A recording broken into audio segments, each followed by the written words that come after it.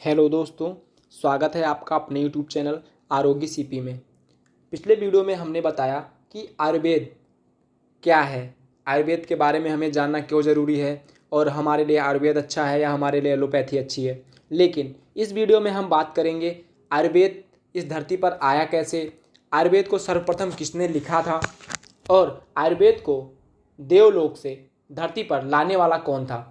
अगर आप लोगों को पूरी जानकारी चाहिए तो दोस्तों वीडियो को अंत तक जरूर देखिए। दोस्तों, आयुर्वेद शास्त्रों में वर्णित है कि ब्रह्मा जी ने सृष्टि के रचना के पहले ही आयुर्वेद की रचना की थी। आयुर्वेद हमारे पृथ्वी पर अनादि कालों से है। ब्रह्मा जी ने ऐसा क्यों किया? शायद ब्रह्मा जी को पहले से ही पता रहा होगा कि लोग अपने गलत खान पान, अपने गलत आचार विचार से रोगी जरूर बनेंगे। उनके रोगों को दूर करने के लिए ब्रह्मा जी ने सृष्टि रचना के पूर्व ही आयुर्वेद शास्त्र को ब्रह्म संहिता में निबद्ध किया, अर्थात लिखा था। ब्रह्मा जी कहते हैं, इस आयुर्वेद का पालन करने से लोग सुखमय जीवन व्यतीत करेंगे और उनके सारे कष्ट दूर होंगे।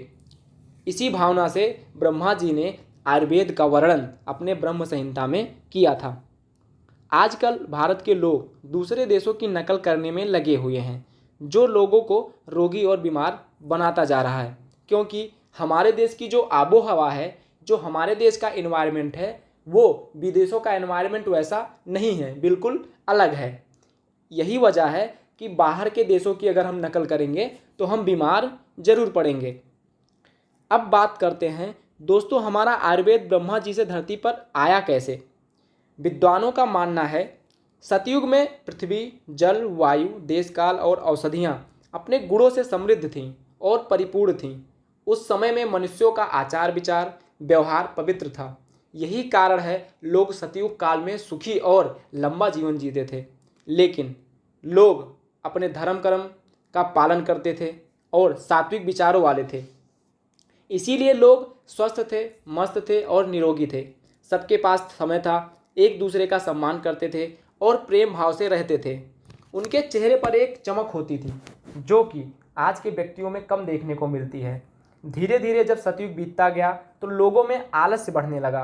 लोग अपने काम के प्रति कम उत्साहित रहने लगे और उनके अंदर की जो क्रियाशीलता थी, काम करने की जो क्षमता होती है, उसे क्रियाशीलता कहते हैं। जो उनके अंदर की क्रियाशीलता थी वो धीरे धीरे कम होती गई। लोगों में लालच बढ़ने लगा। लोगों के अंदर धन को इकट्ठा करने की प्रवृत्ति जागृत हो गई। दोस्तों, यही कारण है लोग धर्म एवं सदाचार का मार्ग छोड़कर अधर्म और आक्रमण कर एक दूसरे को हानि पहुंचाने में लग गए।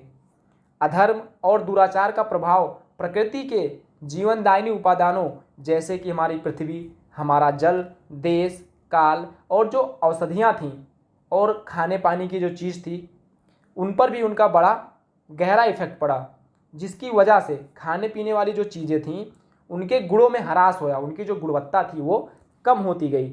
लोगों का आहार विहार दोष से शरीर में अग्नि वैषम्य, मतलब जो हमारे शरीर में अग्नियाँ होती हैं, जैसे हमारी जठराग्नि हो गई, हमारी पंच महाभूताग्नि हो गई और धात्विक अग्नि जो हो गई, जो हमारे रस, रक्त, मांस, मेदी, अस्थि, मज्जा और शुक्र, इनकी जो अग्नियाँ हैं उनमें विषमता उत्पन्न होने लगी।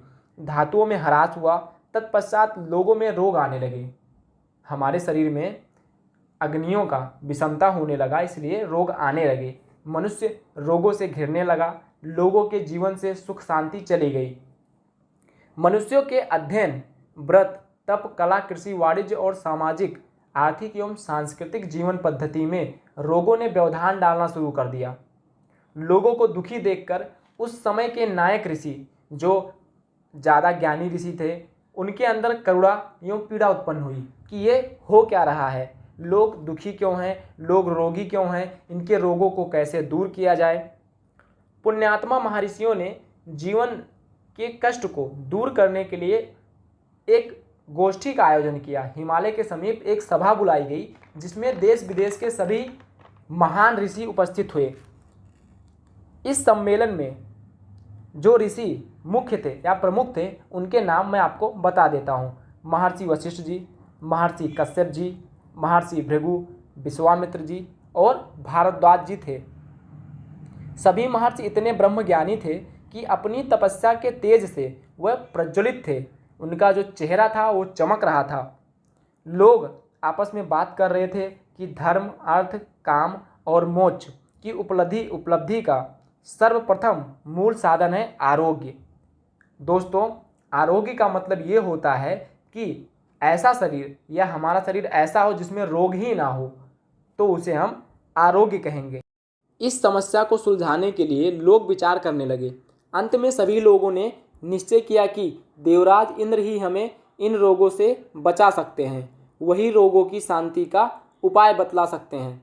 किंतु सबसे जटिल प्रश्न यह सामने आया कि इंद्र जी के पास जाएगा कौन। यह प्रश्न सुनते ही तत्काल महर्षि भारद्वाज बोले, अहमर्थे नियोज्येमत्रेति प्रथम वचः, अर्थात इस कार्य के लिए मुझे नियुक्त किया जाए।